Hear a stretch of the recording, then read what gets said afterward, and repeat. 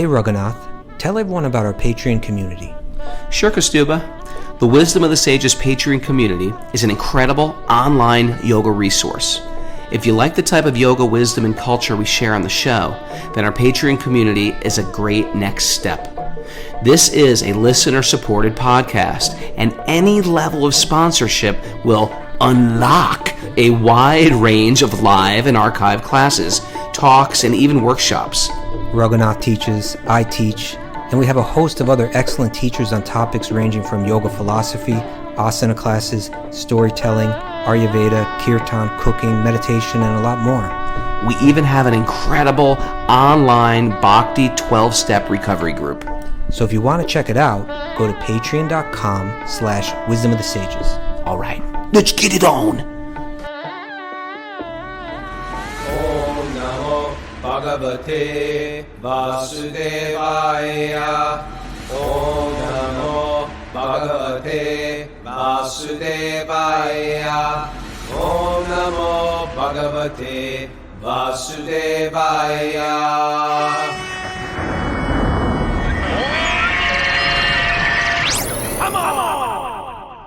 Live from Servia, Italy. This is Wisdom of the Sages, a daily yoga podcast with your host, Raghunath, and co-host and senior educator at the Bhakti Center in New York, Kaustubha. Welcome to the show.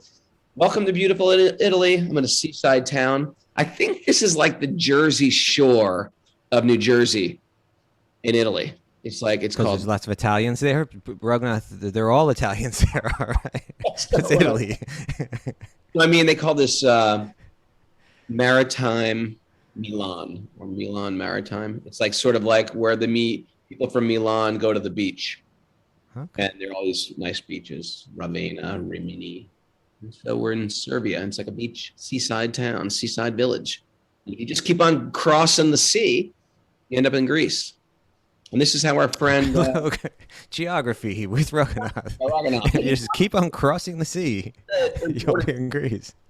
Visually. Or else it's a blank. And I will say that this is how our good friend and Zoomer Urugaya, he escaped Czechoslovakia, windboarding. Is that a word? Windboarding? You know what I mean? Those surfboards. Windsurfing. He windsurfed across the sea here and ended up in Italy. Pretty good story. What a bold move that was. He could have got shot. He could have drowned. I don't know if there's sharks in the... I think also he could have gotten caught at the checkpoints on the way there. If people didn't catch it, he escaped from communist Czechoslovakia back when it was communist. When it was, yeah. Ended up, and he gave his life to God. That's right, he did. They're regular Zoomers, and everybody in the Zoom's got a good story. Well, you know who's got a story this morning? It's Bhakti-yogi. It looks like it's his birthday today. Oh, Bhakti-yogi. So old school. Happy birthday, Bhakti-yogi. Give the shout outs. If you're new to the show, we do this every day, practically. I say practically because sometimes we travel. And we are going to do, even though Kaustubha's traveling, we are going to have interview day tomorrow anyway. And then Sunday, we're going to have Madhu. Our favorite. Madhu is going to be on interview day tomorrow. I'm looking forward to that. Madhu is super talented, gifted guys, part of our Super Soul trainings that we do. And we're about to announce all of our trainings for January. Well, I will say we're going to have a Wisdom of the Sages retreat. Yeah. We can't go to India this year because India is still closed. And even if it opens, it's just like hard to book anything with it still being closed. So Colombia, where we've been going with this ashram, is such a great place. Kaustubha was just there, and I was there in January. And me and Bobby Marchand are going for our Bhakti and Restorative training. So we're going to do our Wisdom of the Sages retreat there. And me and Madhu are going to do a Kirtan Academy there. And me and Bobby are going to do an advanced training. And we're going to do it in sort of 8 or 9 day periods throughout that month. So we'll let you know if you're interested in the Wisdom of the Sages retreat. Good time to get away, especially if you're from the East Coast and you're struggling with the snow and the cold. And you want to blame your environment for your misery, that's a great excuse. Blame your externals. Never take any responsibility for your sadness. But so people should save the dates. The Wisdom of the Sages one will be for the 1st to the 9th, right, of January? Yeah, 1st through the 9th. And that's like a retreat. Yeah, I mean, we'll study and we'll do the podcast, and we'll give classes, and I'll teach yoga. But we'll also do cool excursions that are sort of like us with the spiritual twist. We'll go to waterfalls, we'll sit, do pranayam, meditate, and japa. I'm looking forward to that because, like, when I went, I spoke about going to that waterfall, a week or two ago when I was on the show. And, you really go to these, when we're there in Kali, you go out and up into the mountains, into the jungles, and there's, streams coming down and waterfalls. And it'd be, it's like right out of the Bhagavatam. It's like Kardama Muni sitting here right at Bundu Sarovar or something like that. It's like these very beautiful, natural, scenic places with a lot of energy there, and I think it would be great if we go there and we meditate together and we really take it, sit in silence, do our, chant mantras, talk Bhagavatam, but do it in these settings. I think it'll be really something. Submerge ourselves in freezing water for hours, meditating on Lord Vishnu. Fast for days at a time. Yeah, sounds like a party. And Mara's coming this time. Mara's coming. It's hard to get her. There we She's go. Dedicated to her service, her dharma, her cooking dharma. But we're going to get her to go. We're going to shake her and we'll give her some service down there. So when will people be able to register for all of this? Pretty soon. Pretty darn soon. How about Okay. that? Pretty darn soon. Maybe we're gonna get Papa Tony this time. That would be great too. Mara gave us a ride to New York City to get our COVID test and then drop this off for the airport. It was very nice of her. Me and Bhakti Justin, who I've affectionately started calling Bunky. Okay. And he's on his way now. He's going to meet us in Italy, and my two little kids. I want to thank her for that. Thank you, Mara. Aw. You're welcome, Prabhu. She goes the extra mile, Mara, always. Yeah, we played music, we sang songs, we listened to lectures. It was good. We ate donut plant donuts. Went to the donut plant, which is sort of like a place of pilgrimage. It's Prashadam Donuts. It's my It's first like time. a place of pilgrimage. It's your first time. Really? You'd never been to Yeah. the donut plant before. What did you think? It was amazing. They were delicious. Did I you try haven't one of the seen- sourdough ones? Did they have them? I See what didn't I'm try a saying? sourdough one. It's like if you're gonna get a donut, why get sourdough? It's so good. When you try it, you'll know. Really? Yep. Sourdough. Avoid the yeast that way. That's why. Why? I But went they're for actually the really their delicious. gluten-free one is their best donut they make. Why go gluten-free if you're going to donut? It's the same logic. It is the same. I know it doesn't make sense for those who are trying to be gluten-free and eat a donut at the same time. It's like we want to cheat as much as we can without cheating. How much can I cheat without cheating? That is the question today. But you know what? You don't miss a thing. You don't miss a thing with that gluten-free donut. Okay. Anyway, Mara's officially enlightened now from the donut. I mean, that's we should have Donut Mark on. The show I'm sometime. yeah, I know. I texted him. I want to get him on a walk on Wednesday. Yeah, he'd be great for a walk on Wednesday. You know who else would be good? The guy from Cinnamon Snail. Yeah, I never met him, I don't think, but I've heard so much about him. And I've heard about the More snail. Famous chefs. Mm-mm. Famous chefs from Mara. Okay. So we're in the Srimad Bhagavatam, people, on this auspicious arranged marriage Tuesday. Although it's Friday. Oh, it's Friday. That's what happens when I travel. I thought you just thought it was Tuesday. It's just because there's arranged marriage happening that you think it's Tuesday. That must be what's going on in your head. Who's getting arranged marriage? Are you asking for real? Yeah. Kardama Muni, Devahuti. All right. Okay. Not someone we knew first. We're reading this book called the Bhagavatam. All right. Well, we're in Canto 3. We're in Canto 3. That's right. What's the chapter? 22. 22.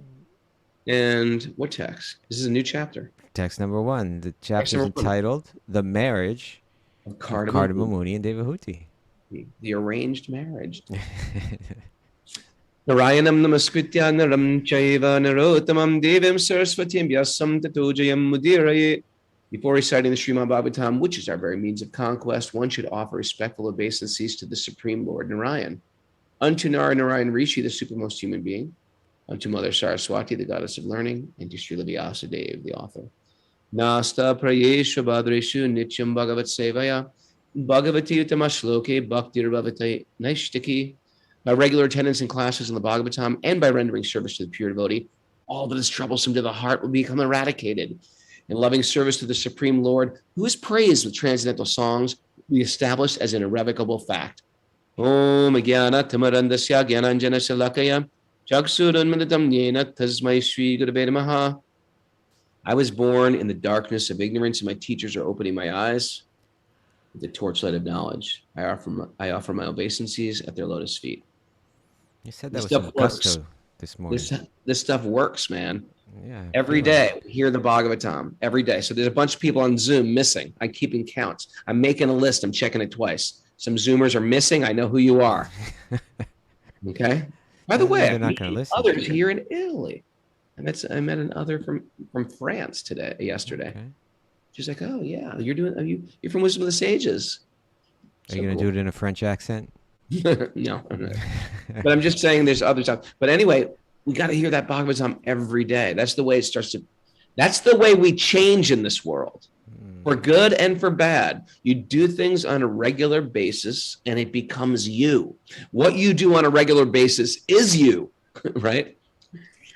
You know, someone was asking me, "Hey, do you do jujitsu?" And I was like, "Yeah." And I was like, "Well, actually, I don't do it that much anymore. Actually, I don't do it at all anymore, really, except when I wrestle my 7-year-old." So I was like, "No, I can't say I do jujitsu because I don't do it every day." When you do stuff on a regular day, that becomes almost part of your identity. Now, the interesting thing about Bhakti is what we're doing on a regular day is to get back to what you actually are. It's not like you're creating a separate identity for the material body. Yeah, I'm a tennis player. Yeah, I'm a photographer. Or it's not learning some skill. What we're doing is the unlearning process of the material world. And you're letting Bhakti itself, you're not sort of barging into the world of Bhakti and, yeah, this is me now in a Bhakti circle. No, it's like you're letting the teachings of Bhakti change the programming. And what it's doing is it's uncovering what we already are. That is the beauty of what's going on here. Okay. All right, I like it. The art of unlearning. That's going to be the name of your book. The art, yeah, that could be. I'm looking for a name, people. Maybe your like high school teachers will think like, okay, that works because he didn't learn nothing here. You didn't learn anything. You got nothing to unlearn, Mr. Kappa. So it was almost like he was unlearning. Oh, Krishna. Mine would say the same thing. All right, you ready? Yeah. Let's start the chapter. Okay. Marriage of Cardamom Mooney and Devotee. Did you see? Have you checked out the Sage page, or are you just beyond the Sage page? I haven't checked it out because I personally, I haven't checked my email. No. I don't take these things personally anymore. Over Facebook, I'm over email. I want text messages. I want words that have like winky faces, hearts. That's my sentence. I can't read full sentences any longer. I can't read books. Well, because I put a picture in there. I put a picture in there. That's what I was going to talk about. But I put this picture of Cardamom Mooney and Devotee that was from a cover of one of those Amar Chitra Kata. And I'm gonna look. Yeah, see, now I got your attention. But a really beautiful one. Cardamom Mooney is looking like a beautiful sage. Devotee is a very beautiful, pious girl. It's a really cool painting. Maybe some of you have seen that in the Sage page. Check it out on the Sage page. Check on this. Our weekly newsletter. Right. Okay. Okay. Text one. Sri Maitreya said, after describing the greatness of the emperor's manifold qualities and activities, the sage became silent, and the emperor, feeling modesty, addressed him as follows. Okay, so we ended the last chapter, and it had so Cardamom Mooney he's a yogi, right? He's out in the forest and he's meditating, and he had a desire, which was to get married. Yeah, he wanted a wife. All his meditation. That was the goal. I don't know. He wanted to get married. I don't know if that was the whole thing, but it was there. Yeah. And Lord Vishnu appeared to him, said your desire is going to be fulfilled, and then Swayambhuva Manu, who's like this, universal figure of father of importance. mankind. Yeah, so he came with his daughter, Devotee. Devotee, I believe we're going to learn in this chapter. This was an arranged marriage in one sense, but it was Devotee's choice, actually. She, having heard about the sage Cardamom Mooney in her heart, deeply accepted him in her heart. And so he brought her to meet him. Mm. And but what I find, one thing I find interesting, and we spoke a little bit about this in our last show, was that Kardama Muni, if you see him externally, he appears to be like he's got nothing, right? And that's not generally what the father is looking for their daughter, right? Like, what do you do for a living? Is the first thing they ask. Right? How are you going to support her? I meditate. I'm going to support my daughter. Yeah, I'm good at meditating, and so he he's dressed practically in rags. Yeah. He's just sitting out in the forest. He's been there for a very long time. He's got no resume, and Right. now, but Swayambhuva Manu respects him, right? He's got a whole different lifestyle. He's got a whole different path in life. But Kardama Muni doesn't look down on him, thinking like, look, who's this lazy guy? I'm running the affairs of, like I'm a major leader, And then, but what happened at the end of the last chapter was Kardama Muni was just praising Swayambhuva Manu. Now, from the yogi's perspective, he's a worldly man. Manu is a worldly man, right? He's just involved in all kind of worldly affairs. And so the yogi might look at that and say, haven't you understood the importance of life? That, to go internal, you're all caught up in external things and so on. But he's not seeing it that way. He's seeing you're playing your role, I'm playing my role, right? I remember hearing this story Raghunath Swami would tell sometimes, where he was like speaking in some university in Mumbai. And when everyone's at that age, they want to be a rebel, Yeah. And so like when you're in Mumbai, I guess it's a rebel to get on the case of the sannyasi, right? The holy man. Challenge the Swami. Challenge the Swami, yeah. So he spoke to this group of college students, and then one of them got up and just started going off on him. Like saying, well, what if everyone was like a Swami like you? What would happen to this world? And then Raghunath Swami's so good because he never gets rocked by anyone. Yeah. He doesn't get angry or defensive, but he just very calmly pointed out, no, I agree with you 100%. If everyone was a Swami like me, nothing would work. But what are you studying? And he said, like engineering. So I'm like, okay, but what if everyone was an engineer? And the guy was just like, duh. It's like, people have their different roles. But what was the idea in this varnashram, in this kind of traditional yogic social structure, was that according to your nature, according to your psychology, according to your aptitudes, you would take on a particular role, and it was understood by yourself, by the people that were mentoring you, and by the others in society, what your responsibilities were in that role, and how those responsibilities not only would bring out the best in you, right? They would kind of like counter your lower nature, bring out your higher nature, so that you improve. It becomes a practice of yoga for yourself, but it also serves society well. And so here's this yogi out in the forest. He's a real serious yogi, right? Like he's got, nothing materially. He's been totally fixed on this inward meditation, and he's been out there for years and years and years. So he's got a super high level of detachment, but he appreciates Manu's role. And so in the previous chapter, it ended with him just saying, if it wasn't for you, just society would be falling apart, but you sacrificed and you played that role so well. Well, now it's going to go the other way. Manu's now going to praise Kardama Muni and talk about his qualities. And so although they're on different paths, there's mutual appreciation. Like it. All right. Text 2. Manu replied, to expand himself in Vedic knowledge, Lord Brahma, the personified Veda, from his face created you, the brahmanas, who are full of austerity, knowledge, and mystic power, and are adverse to sense gratification, right? They're enjoying renunciation. Right. They get it, that it's not through the senses that I find my happiness, which most of us are kind of stuck in that with that idea, right? Yeah. Kirsten from Germany, from Zoom. Yeah. She's always giving me my Ekadasi reminders. Yeah, she's a Ekadasi reminder person. Yes. Yeah, she's always She's always reminding me of fast. Today, she's like, we got 3 fasts coming up this week. I was like, oh, great. She's like, you got to fast for Janmashtami. You got to fast for Prabhupada's appearance. You got to fast for Ekadasi. She's excited by it. She's naturally excited to control the senses. I'm thinking, oh, I'm in Italy and I have to fast.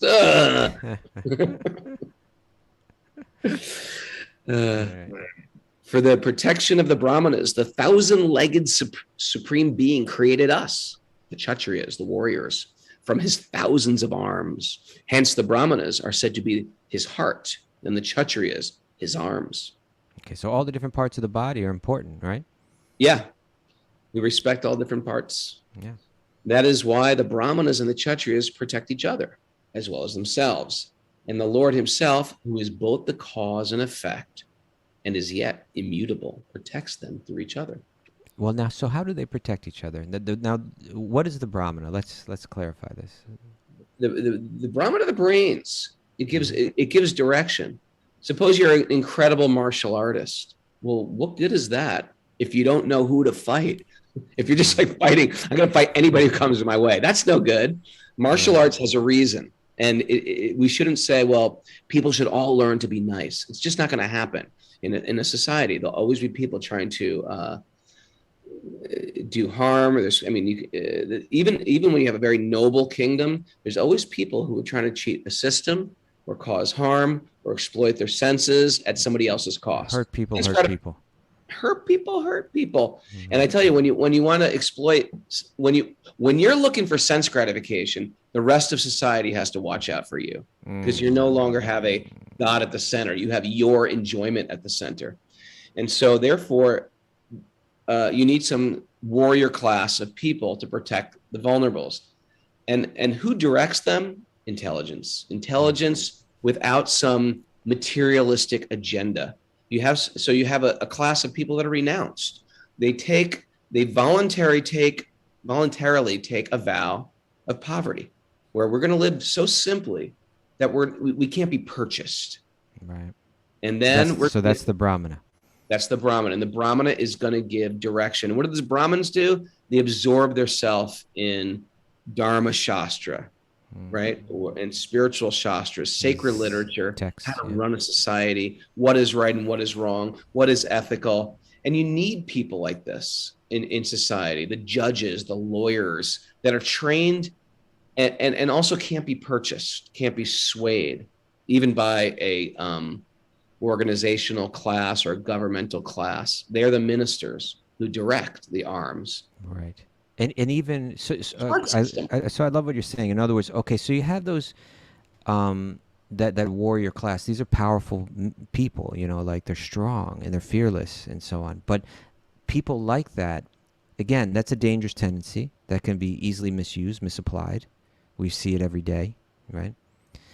But they're being kind of directed by this code of ethics and by the teachings of these wiser people, like these people that live more simply. You're mentioning that the brahmana can't be purchased because he's living so simply. Like, in other words, he can't. You can buy people off in so many different ways, but also he can't be bought off by his own senses, right? In other words, part of the whole point of controlling one's senses, meaning like, my eyes want to see certain things, my mouth wants to taste certain things, and I want to touch certain things, and we generally tend to, when we're controlled in that way, our ability to perceive the truth becomes warped, because we begin to rationalize and justify our sense gratification, right? Even if we're hurting other people, we think, well, no, this is actually the right thing to do, because we think our happiness is dependent on something. We'll begin to rationalize and justify things that do ourselves harm and do others harm. So that brahmana, it was mentioned here. What did it say? That they protect each other. Well, they protect each other, but when it was saying that Brahma created the brahmanas, it means that like he created a certain psyche, right? Mm-hmm. That a certain number of the population would embody. And he says they're full of austerity, knowledge, and mystic power, and they're averse to sense gratification. So they're finding their their meaning and their happiness internally, practicing austerities. Now, when you're there, you don't need to justify and rationalize things that you're doing, because when you're finding your happiness within, when you're living so simply, when you live in a hut, when you're not on anyone's payroll, when you don't need, you're not searching for satisfaction, through sexuality, through money, through these different things. Now you can really begin to perceive the truth and not rationalize things. So, in both ways, whether it's, like the politicians today who are just like bought off by corporations and so on, or whether it's allowing oneself to be bought off to their own senses. You need some people in society that are embracing living very simply and contemplating truth, and then being able to speak truth. And so now Manu is praising Kaustubha for being one of those people. Now, this is why, Kaustubha, I was thinking, in the Western yoga system, we don't really teach so much of like yamas and niyamas. So we just jump right over the ethics, the dharma, and we go right. It doesn't sell so well. It doesn't sell very well. Control your senses is not a great. It can be very clever to sell that one.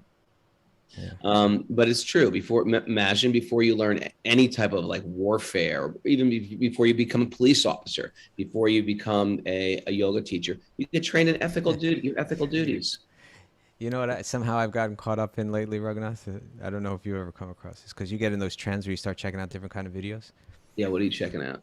So there's all these videos where you like, where they film police officers, but commonly you see that they're coming on like really like intimidating, Yeah. Like they stop you and there's so there are films of people that, and I don't mean to, I'm not trying to put down cops. I appreciate a lot of what cops do. Fund the police right now. I'm not going there, but I'm saying that like commonly they're just their own macho thing that they're caught up in. They're really like they lose control of it themselves. So even people dealing with them very reasonably, they're trying to come on and intimidate it, and it's just screwing up the whole process. So Sure. anyway, there's a lot of videos out there like that. But what's the dynamic between the brahmana and the kshatriya is, it's natural. It's part of the warrior psyche that they're always ready to fight. They're always almost eager and looking for an opportunity to fight, Right. To be aggressive. And the brahmana is kind of like tempering that, like saying, hold on. There are other. Let us explore other ways that we might be able to deal with this before we have to. This is not worth the fight. Yeah, that maybe that's our. If nothing else works, we go there. But let's see if other things capture the subject. When we do capture the subject, the perpetrator, they bring them before the brahmanas. What should we do with this person now? Right. The brahmanas, in a very detached way, can give some type of conclusion. Yeah, so we can't artificially erase our material program. We have a material programming, and sometimes it is just to study and absorb wisdom and to live simply. And sometimes it's not. There's sometimes people who want stuff, who want some control, who are eager for raising a family. It's not a bad thing. You got what you got. You got this body. Right. And now what we do with this body. I'm sorry. What are you doing, Raghu? What's going on? I'm sorry. This is the lady that owns the hotel. She's saying, quiet down over here. No, this is Ada. Ada said I should come in here. Ada, thank you. She was adorable. Was she speaking English, or was he speaking Italian? Italian? Didn't you hear? She was sort of yelling at me. Was she telling you to quiet down or something? Or I think so. It's like a family hotel, and I'm in one of her bedrooms. Okay. That was adorable. She was like as old as my mother and sort of as ornery as my mother can be at times. Okay. So Anyway. next verse. Yeah, we're saying that the brahmana can temper that aggressive nature of the warrior, and the warrior, even though the brahmana is just some skinny little learned nerdy person, Yeah. right? But the warrior respects that person because they control their senses. They say, this is a better man than me, right? He controls his senses. He's learned. He has insights that I don't have, right? He's got self-control, and so the brahmana respects that. I'm sorry, the warrior respects that. right? And they can protect one another. Yeah, this is like the European, they called it the feudal system. System exists everywhere. And they, at least what I remember from 8th grade social studies class was the fall down of the feudal system is the corruption of the priests.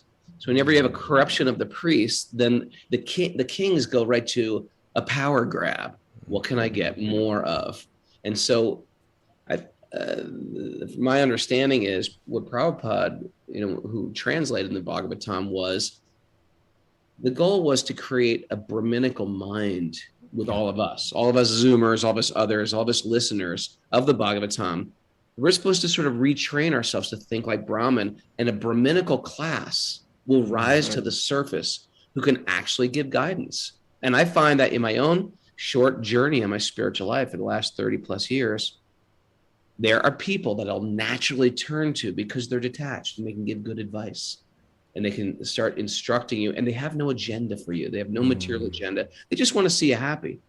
And sometimes they'll say it in a very loving way. Sometimes they'll cut some attachment you have. But there's people that I really feel like are elders, and there's communities of people that I feel like are like you. Like I would say, hey, I need some advice here. What do you think? And it's beautiful to have a culture of mentors that you can turn to, community of mentors. You know who I saw last night? Is I was a professor from the Midwest was coming to New York and wanted to visit various temples, and so he contacted the Bhakti Center, and so I showed him around last night. I brought him to the Thursday night kirtan. We had dinner at Divya's, and then I was showing him the Bhakti Center itself, going, because we went up and we spoke on the roof for a while, and then we started going down, and I was just like showing him what the different rooms are, and so that room 5E, which is like generally a classroom. I just kind of poked my nose in there, and way off in the corner. Do you know who I saw? Yeah, that's right. I saw Prajuna. So Prajuna, also known as Paul Sherbo, he was the person that actually did all the Sanskrit editing on all the books that we're reading, all of Srila Prabhupada's books. And but he is one of the most brilliant philosophers I've ever met. And he's a true Brahmin in this sense, right? Like he's like a person, his life is these books. Right. His absorption is in the knowledge. And most people could not do what he does. Most people don't have the enthusiasm to do it. He was sitting in the corner of that room. Did you see where he was set up? Because I know you saw him yesterday. Corner, and he just reads all day. It was dark in the whole room. He had like a desk lamp on that, on this desk way off in the corner in a room that's not meant for studying or something. He's got books piled up on his desk, and he's just going into the Upanishads, right? Going into the Sanskrit, contemplating it, translating it. We need people, and he's such a gentle person. He's like, now he's getting older. He's in his 70s, I suppose, and he's like, his voice is a little weaker and everything like that. He's showing his age, but he doesn't come off weak. He comes off as like more powerful, right? It's like he's so absorbed in these truths and these texts, and he's got this wisdom, and it's so powerful. And he's a gentle soul, but we need people like that, and we need to honor that in society. And if we're not that, that's okay. I think that's like some people are more intellectually, and they can study all day. And there's people like myself who like emojis, who like little YouTube videos, who like condensed versions of books, cliff notes, maybe, and the spiritual comic books that I read on a regular basis. Yes. And that's okay. We're not going to beat ourselves up. Kind of. We're not going to beat ourselves up for that. Okay. All right. Text. We did 5. Text 5. We're on text 5, yeah. Now I have resolved all my doubts simply by meeting you, for your lordship has very kindly and clearly explained the duty of a king who desires to protect his subjects. It is my good fortune that I have been able to see you, for you cannot easily be seen by persons who have not subdued their mind or controlled their senses. Interesting, because who else is going to wander out there into the forest? It's only like the yogis that go. Otherwise you're going to have a hard time finding him. He's not on the street corner. I am all the more fortunate to have touched with my head the blessed dust of your feet. I have fortunately been instructed by you, and thus great favor has been bestowed upon me. I thank God that I have listened with open ears to your pure words. What an attitude, right? This guy rules everything. He's got crazy amounts of wealth, crazy amounts of power, right? And he's found this sage out in the middle of nowhere, and he's speaking with such respect. Yeah, it's one of those things that once you get wealth and power and strength and beauty, there's tendencies to start to think like, yeah, look what I got this because I'm very clever. I got this because I'm very smart. I got this because I'm very, good fortune. The whole world should listen to me. And so when those people have something and like they renounce it, it's a very big thing. He's renouncing his position as the highest, humbly approached someone who's given up everything. And again, this is the kind of thing that would be ingrained in someone from a young age. This training would start from a young age, right? Yeah. Training about how to rule, how to fight, like he would be training in ethics and training in this etiquette, that respect knowledge, right? It's become ingrained in him, that ethic that he's embraced. Sure. I have fortunately been instructed by you, and thus great favor has been bestowed upon me. I thank God. Okay, I read that. Oh, great sage, graciously be pleased to listen to the prayer of my humble self, for my mind is troubled by affection for my daughter. My mind is troubled by affection for my daughter. My daughter you feel that way sometimes? Is your mind troubled with affection for your daughter? Really? Are you kidding? Like every minute of the day. Who's talking to my daughter? Right. My daughter is the sister of Priyavrata and Uttanapad. She is seeking a suitable husband in terms of age, character, and good qualities. So she's the sister of Priyavrata and Uttanapad. They go on to become great kings too. So their reputation is like already spread. Yeah. The moment she has heard from the sage Narada of your noble character, learning, beautiful appearance, youth, and other virtues, she fixed her mind upon you. See, so it's arranged marriage, but it was kind of a love marriage too. Love marriage. Yeah.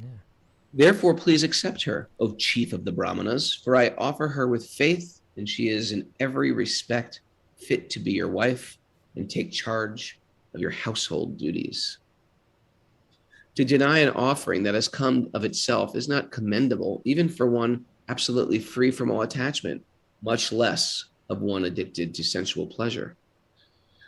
One who rejects an offering that comes of its own accord, but later begs a boon from a miser, thus loses his widespread reputation, and his pride is humbled by the neglectful behaviors of others. Swayambhuva Manu continued, O wise man, I heard that you were prepared to marry. Please accept her hand, which is being offered to you by me, since you have not taken a vow of perpetual celibacy. So some people in Vedic culture, they take a vow of celibacy for life. Right. They're called Naishtiki brahmacharis. Naishtiki brahmacharis. They say for the rest of my life. It's a pretty tall order. It's a pretty tall order. And if people can be like that, sometimes people, it's a romantic idea. Like, I'm going to live in a cave. I'm going to be in seclusion. I'm going to get a tiny home. I'm going to live in the forest. And then after 3 months, you're like, I'm losing my mind. I'm totally losing my mind here. And what happens here is, it's too difficult to control. Unless you're a very unique person, it just becomes difficult to control your senses. Right. Even though you're surrounded by nature, sometimes people think, well, I'm going to go into nature. It'll be peaceful. Wrong, because we have some scars deep within our mind that are happening from this lifetime of doing dented behavior or from previous lifetimes. So I'm in the forest, but I'm getting more lusty or more greedy or more, desirous of sense gratification, even though I'm isolated. And so what we really need in our neophyte stage is we need the company of other souls on a spiritual path. Yeah. Truthfully, when I travel, I like to travel with like accountability. It's one of these safeguards I try to put in my life. I travel with my children. I travel with, now I travel with Bhakti Justin, Bunky. You know what I mean? Because it's nice to travel with other brahmacharis or other devotees. Sure. And it's nice that there always is accountability for you, wherever you go. It's just like a smart way to understand the material mind, how it works. Part of understanding the soul is to understand the embodied, the way the machine is manufactured. And so to safeguard yourself like that, and I could still consider myself a neophyte on a spiritual path, we take precautions. We keep the company of like-minded people who can assist us, and the deal. Well, and I think, regarding this lifelong vow, it's a vow of celibacy, but that doesn't mean just celibacy. In other words, you're renouncing family life, the affection of family life, the affection of the love of a spouse, the love that comes from children, the joy and the comfort in that kind of closeness. Basically, you've renounced snuggling. Snuggling is out the door. You never I snuggle again. a lifelong vow to give up snuggling. Before that, my name was Snugglenuth. Yeah. And now that emotional kind of, you have to, it takes, some kind of deep spiritual connection to feel content without that kind of intimacy. Yeah. You have to have kind of an intimacy with God within your own heart to kind of make up for it. Yeah. And so it's a rare thing. Just because one takes the vow doesn't mean that they got that. They may be, and then it can manifest into anger or being judgmental, or it can kind of warp in different ways. But that's why when you meet a true renunciate, that's like happy, and there's peaceful. There's a joy and peace in the renunciation. That's a special person. Yeah. I mean, Kaustubha and myself would see people who would join the ashram, and you go through this experience initially, that romantic, courting of that renounced life, especially for guys.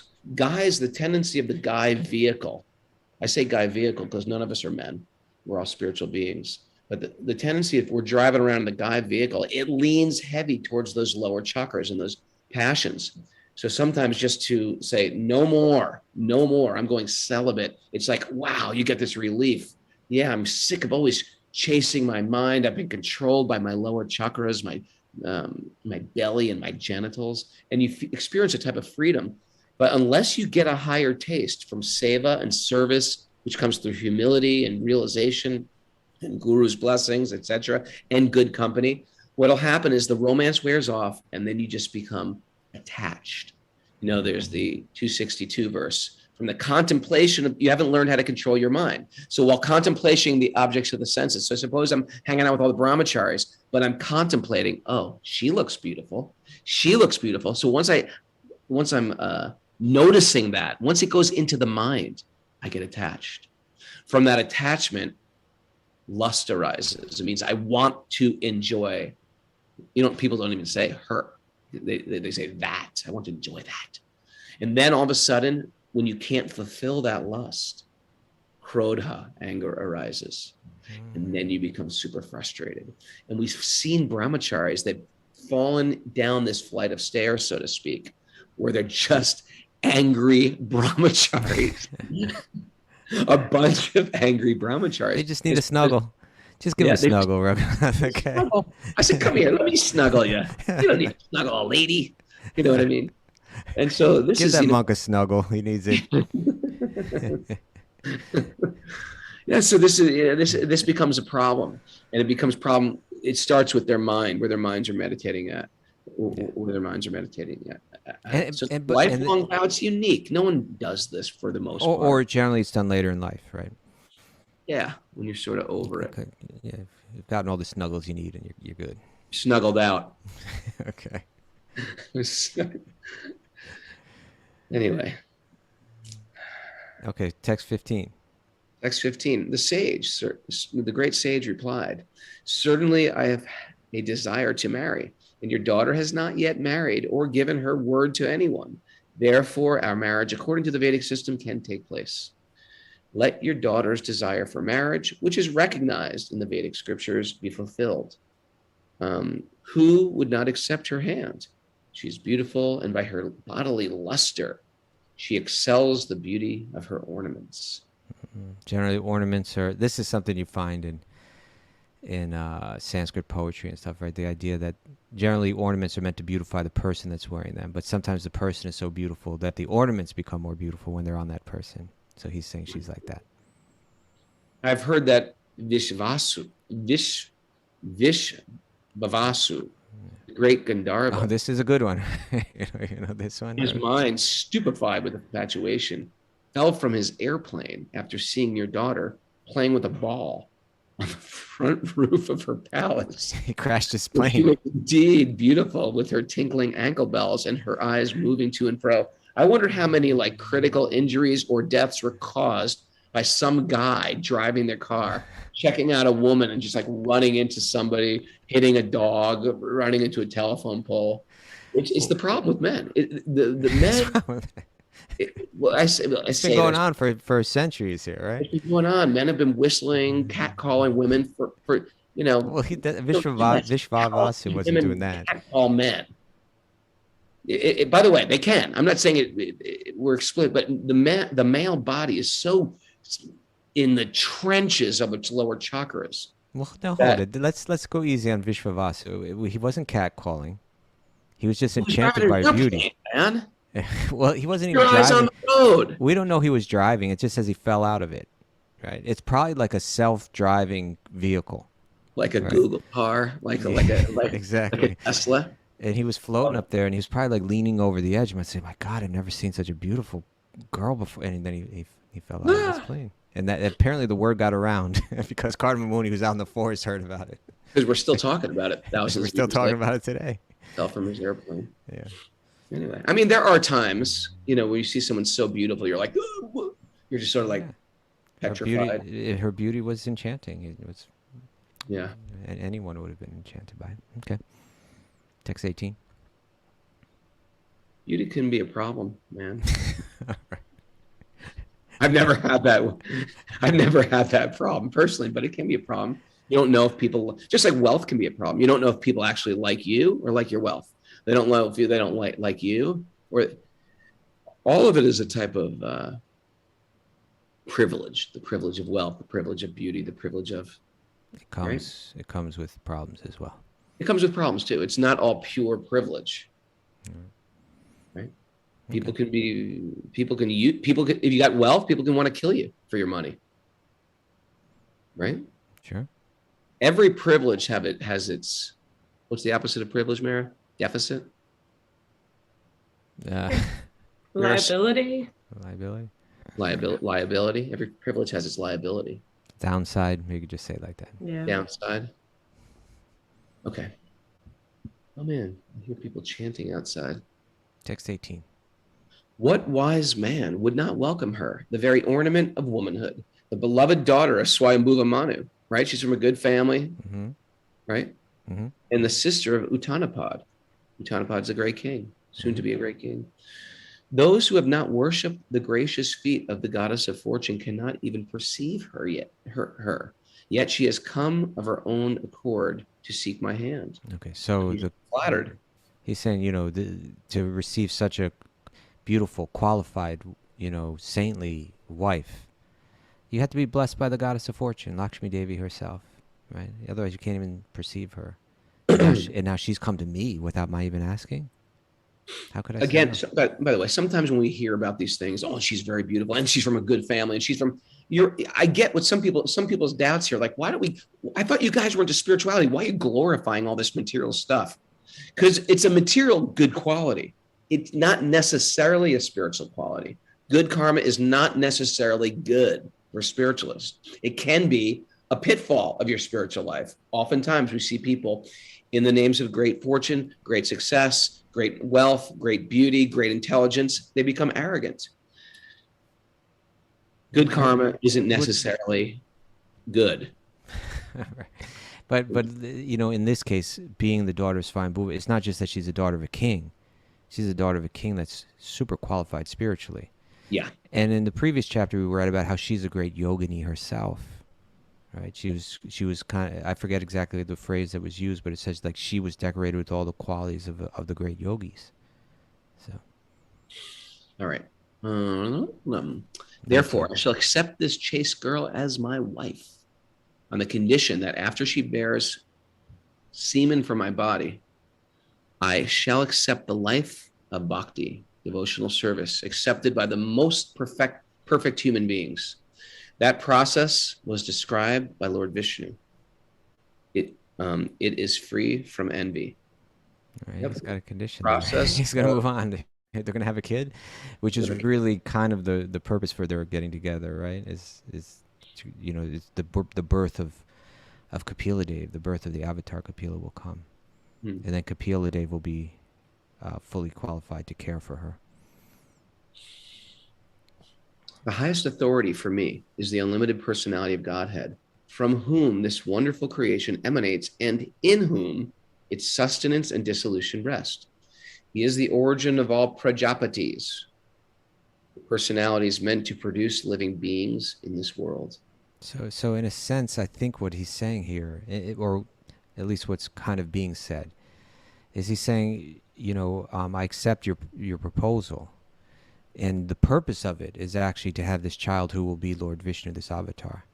And then I'll move on because, you know, the highest authority for me is to, you know, to seek God. I won't get lost in a world of sense gratification endlessly and so on like that. And then he mentions that there.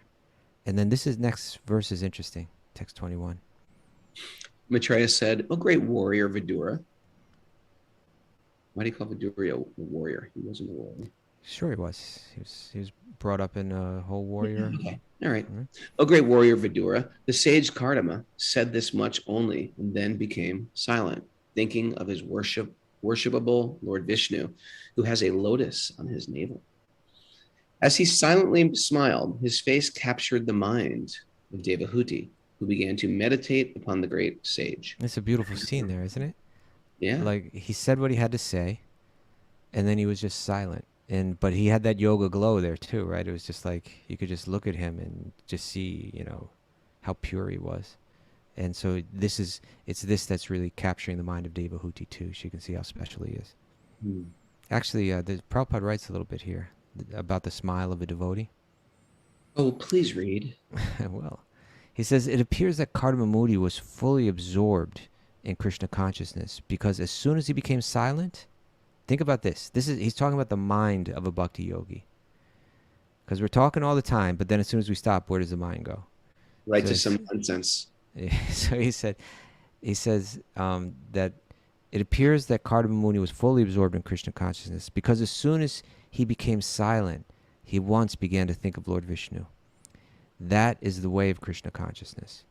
Pure devotees are so absorbed in thought of Krishna that they have no other engagement, although they may seem to think or act otherwise. So externally, they may be doing something else, but what's going on internally? He says, although they may seem to think or act otherwise, they are always thinking of Krishna. The smile of such a Krishna-conscious person is so attractive that simply by smiling, they win so many admirers, disciples, and followers. Powerful. Yeah, it's interesting, isn't it? That's why I smile a lot, just to win followers. How's it working? It's not working very well. You know what? They say it's like the cow, Kaustubhaji. The cow? The cow is always, the cow's eating grass. The cow has a calf. So the calf's sort of like wandering around. And the cow is eating the grass, like very seriously eating the grass. But they're always in meditation on their calf. A great analogy. Cows. So in the same sense, we might be working in this world, but in our minds are always thinking of Krishna. I will say that I've been doing this practice every night before I go to bed. Is just really fine-tuning. The last thought I think of is like a very refined vision of Krishna. And it's a really nice practice. And I encourage everybody to try this before they go to bed. Just think of Krishna before you go to bed. Just really a very beautiful picture. Matter of fact, you might have a particular picture of Krishna that you love, and of Radha and Krishna, and you can picture them, how they're dressed, what their hair is like, what they look like. Are they wearing jewelry? They have the peacock feather. How many feathers? 3 feathers in their hair. They have a little crown on, whatever it is. And it really changes the mind. And what I find is it's practice for other times during the course of the day when there's resting time.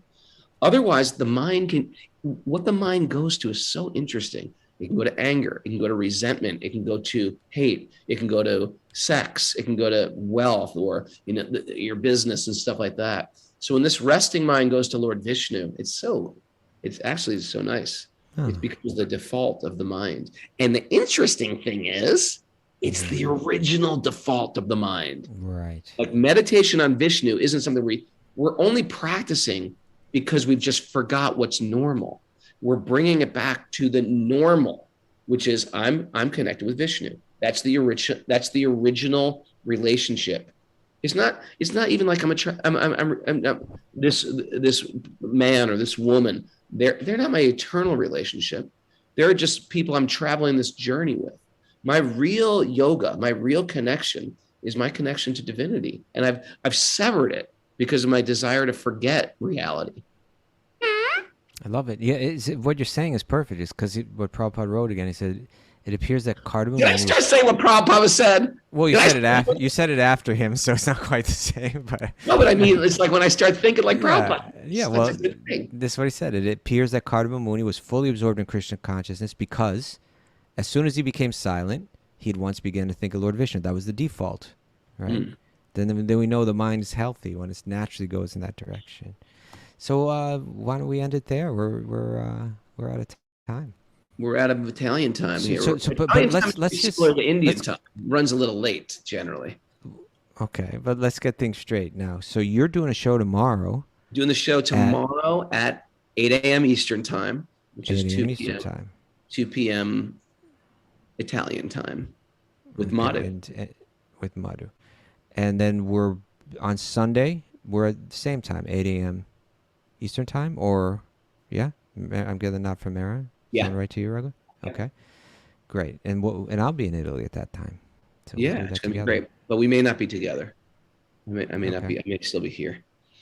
We'll see you Sunday. Kaustubha, safe journeys. We wish you well. Thank you. And what are our takeaways today? We have a lot of takeaways today. Really? Yeah. What you do on a regular basis becomes you. Boom. Booyah. We're unlearning the material world. Boom. Let the teachings of Bhakti change our programming. When you're looking for sense gratification, the rest of the world needs to look out. Sound effects by Raghunath. What is that? Without a brahminical class, society has no direction. We need to keep like fire. What was that? We need to keep the association and accountability of like-minded souls. Keep your eyes on the road and don't catcall. Yeah. You can fall out of your plane. Don't fall out of your plane. Don't fall out of your plane. Every privilege has its downside. Renounce snuggling. That's a big one. Yep. Give a snuggle. Give a snuggle to renunciate today. Snuggle a monk. Snuggle a monk. Good karma isn't necessarily good. Nope. No way. Cultivate thoughts of Vishnu in your silent moments. The smile of a devotee is contagious. Yeah. And a healthy mind naturally gravitates to Krishna. Boom. That was a lot of stuff there. Yeah. And there's a couple of Bhakti Recovery Group meetings today at 3 p.m. and at 9:30 p.m. Eastern time in the U.S. Well, yeah. And excited for Madhu tomorrow. If you haven't met Madhu, you're gonna love this guy. You're gonna want to snuggle him up. He's very snuggle. He's snuggle. He's born to snuggle. No. He was born to snuggle. That guy. He's like a little stuffed animal. He actually wouldn't be offended by your saying. They'd be like, yeah, that's me. Yeah, that's good to snuggle. I like to snuggle. Thanks, everybody, for joining us. What a great day to celebrate the joy of material existence. Yeah. Hey, you know what we're doing? We're taking the medicine here, the Srimad Bhagavatam medicine, to remind me of what I am that I forgot. Not to make it something different, to remind me of what I am. I'm here with all of you, my people, my tribe. Thank you very much for having me. And remember, if you want to join us tomorrow, tell your friends. Tell a friend Friday today. You find some person who's sitting there lost in their spiritual life. They might need a little wisdom, a little truth. Reach out to them, extend a hand. Say, listen to the show tomorrow. Here's the secret codes. Pass out those secret codes. Give them to a friend. If you know somebody, tell them. Let's double this amount of people on Zoom. Double our listenership. It's the highest welfare work we could give someone is giving somebody spiritual truth. I'm grateful for all of you. Oh yeah, look at Kelly Skinner. She's losing the material mind over there.